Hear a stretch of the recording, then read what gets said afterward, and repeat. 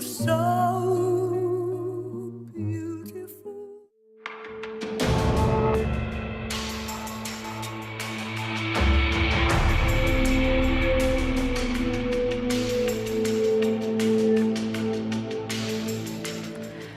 한국 원전 수출에 기대감이 컸던 체코 신규 원전 사업 본 계약 서명을 하루 앞두고 급제동에 걸렸습니다. 프랑스 전력공사 EDF의 가처분 신청을 체코 법원이 받아들이면서 계약 중지 명령을 내린 건데요. 근데 체코 정부는 법원의 판결을 받아들이지 않고 체코 신규 원전 2기 계약을 승인했습니다. 또 체코 법원의 결정에 대해서도 항고한다고 밝혔는데요. 최종 계약 승인까지 원만히 갈 수 있을까요? 전문가와 짚어보겠습니다. 중앙대학교 에너지시스템공학과 정동욱 교수 전화 연결합니다. 교수님, 안녕하세요. 네, 안녕하세요. 예, 우선 체코 원전 수주 상황에서 무슨 일이 있었던 겁니까? 간단히 정리 좀 부탁드릴게요. 체코 원전 이 수주는 상당히 오래 기간 진행되는데요. 작년 7월 중순에 최종적으로 우리나라가 우선 협상 대상자로 선정이 됐습니다. 그건 이제 계약을 할 적에 구체적인 상황을 갖다 이제 합의를 하자라고 해서 결정을 한 거거든요. 그러자마자 EDF가 그 체코의 반독점 당국이라고 하는데 우리나라를 보자면은 공정거래위원회하고 비슷한 기관입니다.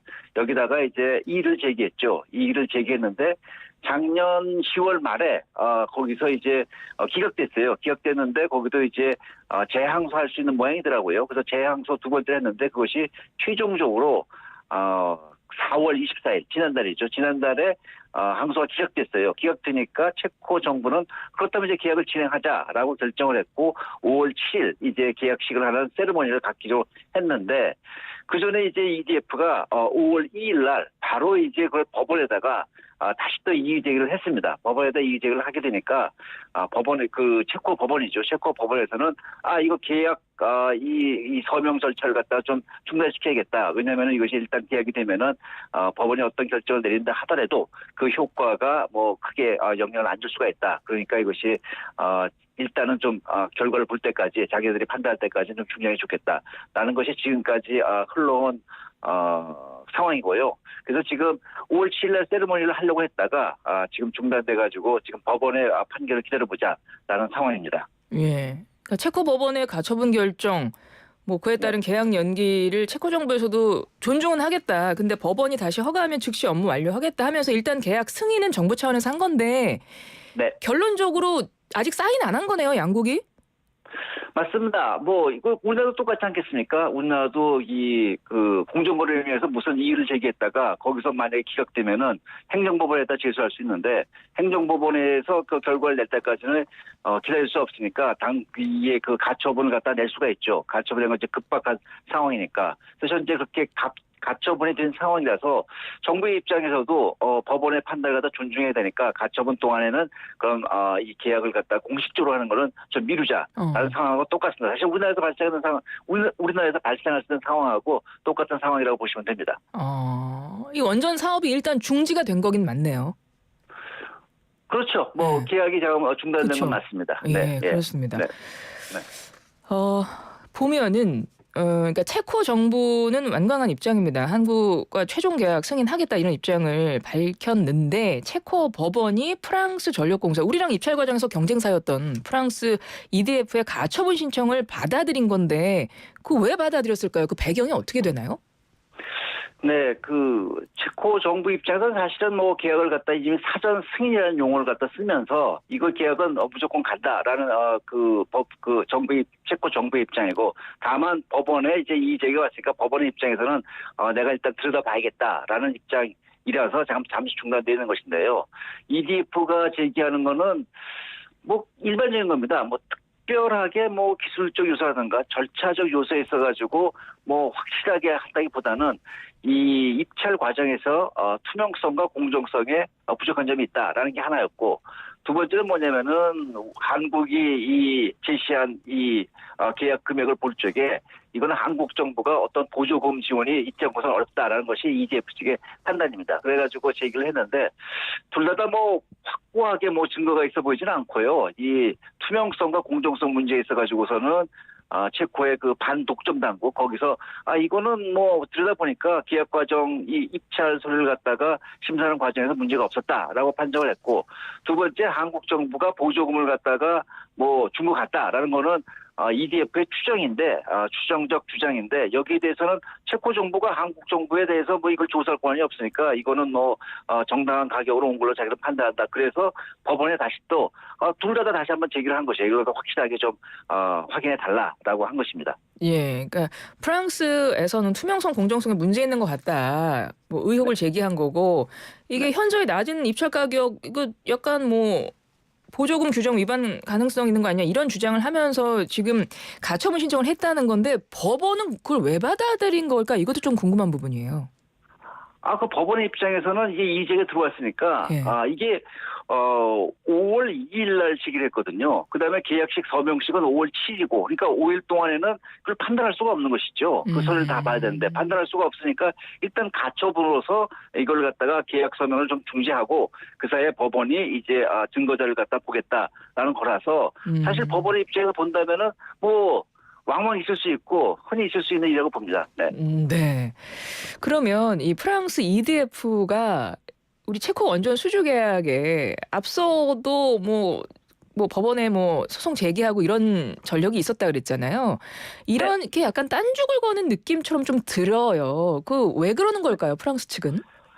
프랑스 측은 유럽은 뭐 아시다시피 뭐 프랑스의 앞마당이라 생각하고 그다음에 뭐 유럽에서의 뭐 원전에 대해서는 자기네들이 종주국이다라는 입장이 있는데 이거에 대해 체코 수주에 대해서 이게 사실 유럽 대륙에서 벌어진 경쟁 입찰로서는 처음이거든요. 근데 네. 여기서 한국에 15년 전에 UAE에서 진 것도 그런데 여기서 또 졌다는 거에 대해 가지고 아마도 여기서는 물러설 수가 없다. 끝까지 한번 갈 때까지 가보겠자라는 입장인데 프랑스의 EDF의 과거의 행적을 보게 되면은 자기네들이 입찰에서 밀려나게 되면은 늘 이렇게 제소를 했어요. 늘 제소를 해가지고 2012년도에 체코에서 테물린, 지금 원전 건설을 안 하고 있고 5년 후에 한 번 더 뭐 건설 추진해보겠다 하는 그 프로젝트가 있는데 2012년도에 그 프로젝트를 갖다 추진하려다가 사실은 이제 안 하게 됐는데 2012년도에도 당시에는 러시아, 프랑스, 미국 3국이 붙었다가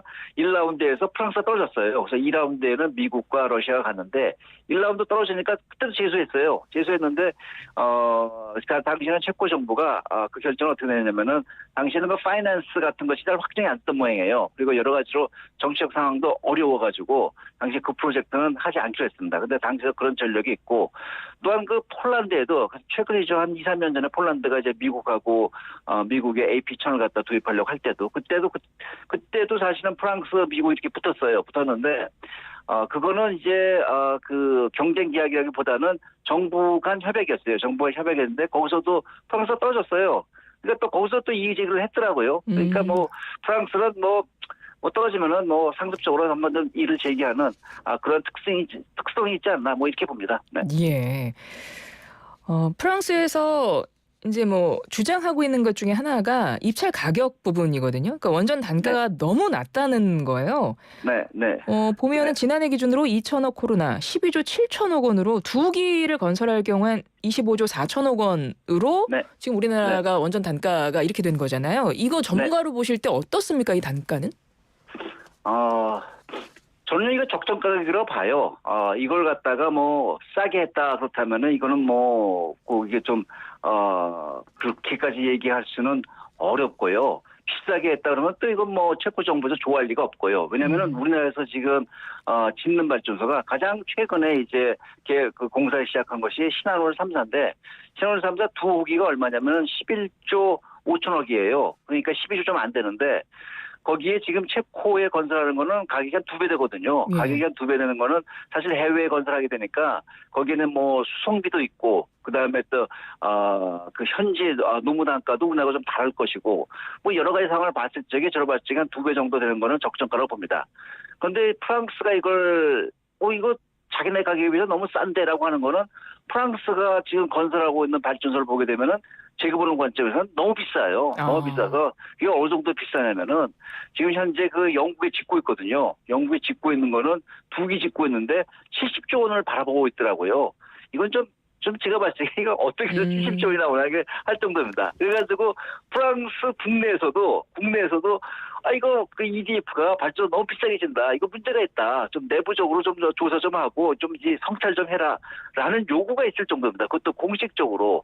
그러니까 이제 프랑스 입장에서는 한국과 비교할 적에 이건 좀 이거 한국이 좀 더 비싸게 나와야지 자기네들이 그 프랑스 내부에서도 입지가 쓸 텐데 너무 차이가 나니까 이게 수세에 몰리고 있는 것이죠. 그러니까 자꾸 그걸 제기하고 한국 정부가 보조금을 주지 않느냐라는 걸 의혹을 제기하는데 절대로 그렇게 할 수가 없습니다. 왜냐면 말이죠.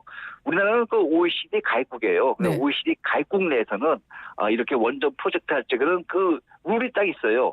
우리나라가 비록에 돈을 댄다 하더라도 이 프로젝트는 체코 정부가 100% 돈을 내는 것인데 우리나라가 돈을 댄다 하더라도 이것을 적정 이자율로서 하지 않으면은 안 되게 됐습니다. 이게 OECD 국가들의 룰입니다. 왜 그러냐는 말이죠. 유럽의 전력 시장은 다 연결돼 있어요. 그렇기 때문에 체코에서 만약에 굉장히 싸게 이 발전소를 갖다가 지어가지고 전기를 갖다가 다른 데에 팔게 되면은 이거는 유럽 내에 있는 전력 시장을 교란하게 됩니다. 그래서 그런 룰이 딱 있어가지고 적정 가격으로 해야 되고 그걸 절대로 어떻게 저렴한 가격으로 싸게 할 수는 없어요. 그 바운다리가 있어서 그 바운다리에서 최선을 다하는 것이고 그래서 체코 정부가 돈을 다 대지만 이것이 유럽연합의 승인을 받아야 되는 것입니다. 그래서 뭐 체코 정부가 무이자로 이걸 갖다가 체코 전력세에 돈을 대준다. 이렇게도 할 수가 없습니다. 자기 나라 돈을 한다 하더라도. 그러니까 원전 건설에 우리나라가 가격 경쟁력이 있다. 이렇게 보면 되네요. 그럼요. 예. 그건 확실하게 있는 것이죠. 네. 예. 그런데 문제는 지금 어찌됐건 체코 정부가 한국이랑 할 거야라고 최종 계약 승인은 했지만 일단 최종 사인은 못한 상태에서 중지된 상태지 않습니까? 이렇게 되면 걱정되는 건 뭐냐면 이게 지연이 되는 거 아닙니까? 그만큼 공사 들어가는 것도 늦어지는 거고. 네. 이건 문제 없을까요? 이거 얼마나 지연될까? 이거 전망은 할 수 있나요? 그 법원의 판결을 갖다가 지연되는 것 갖다가 얼마큼 될지를 갖다가 제가 전망할 수는 없고요. 네네. 다만 이제 그 체코 정부도 그게 걱정이 되니까 뭐냐면은 여기서 만약에 EDF 너희가 지면은 손해배상을 걸겠다라고까지 나오고 있어요. 근데 여기서 만약에 딜레이가 돼가지고 만약에 공사 금액이 증가한다든가 이런 문제가 발생이 된다면은 이거는 우리의 부담이 아니라 사실 체코 정부의 부담이에요. 네. 아직 계약을 안 했거든요. 그러니까 만약에 공사 기간이 이런 걸로 해가지고 더 늘어지게 되거나 그렇게 된다면은 이건 사실은 우리나라의 부담으로 들어오지 않습니다. 다만 이제 이것이 2036년 준공으로 이게 막혀 있거든요. 2036년 준공을 하자. 네. 그런데 만약에 이것이 1년 딜레이 됐다. 그러면 체코 정부가 이걸 갖다가 그럼 2037년으로 1년도 줄 것이냐. 이런 거는 이제 논의를 해봐야 돼요. 그러면은 이제 만약에 그래도 준공 기간을 맞추겠다. 그렇다면은 더 짧은 시간에 이걸 지어야 될 거 아닙니까? 네네. 더 짧은 시간에 짓는다는 것도 사실은 비용이 증가할 수 있는 요소가 있어요. 근데 이런 거에 대해 가지고 체코 정부가 EDF에다가 손해배상을 걸겠다는 것입니다. 그렇죠. 이게 얼마나 지연될지 모르고 지연이 되면 그만큼 건설 비용도 늘어나는 거고 공사 기간도 예정된 게 있을 텐데 그것도 차질이 있을 수 있는 상태에서 그럼 체코 정부 입장에서 일단 지금 이제 정치적 상황을 봐도 한국도 대선 앞두고 있고 체코도 총선을 앞두고 있는 상황이어서 이게 나중에 사업이 혹시 뒤집힐 가능성도 있다고 보세요? 저는 그렇게 보지 않습니다. 왜냐면 말이죠. 이 원전을 두코바니 원전을 하기 위해서 체코 정부가 그간에 추진한 것도 한 7, 8년 돼요. 7, 8년 동안 이걸 갖다가 어떻게 건설할 것이고 비용은 얼마나 할 것이고 어떤 방식으로 계약을 할 것인고에 대해서 상당한 고민을 해왔고 그다음에 체코 국민도 거의 한 80%에 가까운 국민들이 이 프로젝트를 지지한다고 하더라고요. 그래서 이 프로젝트를 안 하겠다라는 것이 총선에 도움이 안 될 거라고 봅니다. 체코 국내사를 갖다 제가 정확히는 모르겠지만 네네. 그렇기 때문에 이것이 뭐 한두 회사에 결정된 것도 아니고 그래서 이 프로젝트는 갈 걸로 보고요. 또 이걸 안 하게 되면은 체코 입장에서는 2036년에 자기네들이 필요한 전력 수요가 있어요. 그 전력 수요를 맞추는 것도 어려움이 생길 것이고 또 그다음에 탄소 중립을 하겠다고 또 약속한 것도 있거든요. 예. 여러 가지 상황이기 때문에 단순히 뭐 정치적인 이슈 하나라서 뭐 이게 뒤집히거나 그렇게 보지 않습니다. 네. 그렇군요. 근데 과거에도 혹시 이런 큰 프로젝트의 경우 최종 계약까지 갔다가 엎어진 사례도 있나요? 그 엎어지는 경우에 있어서는 대개에서는 나중에 그 계약 단가로서 이제 그 갈리게 됩니다. 예를 들면은 뭐 터키에서 원전 짓기로 했다가 짓는데 일본이 참여를 했거든요. 일본이 제 기억에는 미쓰비시가 그걸 주도해서 가기로 했었는데 마지막에 가서 그 건설 비용 문제에 있어가지고 그 시절 터키 정부가 맞지 않았어요. 당시에는 이제 일본서 돈을 자본을 가져가가지고 거기서 짓고서 전기를 팔아가지고서 이제 그 회수하는 그런 방식인데 그렇다면 전기 요금을 갖다가 어느 정도 수준 이상으로 개런티를 해줘야 되거든요. 네. 그런데 이제 터키 정부가 적극적이지 않았던 걸로 기억합니다. 그래가지고 미쓰비시가 이거는 도저히 들어가가지고 그 회수하기 어렵겠다 투자금을 갖다가 그래가지고 출한 경우도 있고요. 영국도 마찬가지예요. 영국 같은 경우에도 이제 무어사이드 원전 거기에 이제 사실 우리나라 보고 많이 들어오라고 했거든요. 네. 들어와서 좀 해봐라. 했는데 영국 정부 입장에서는 여러 나라가 들어와서 경쟁하는 게 좋으니까.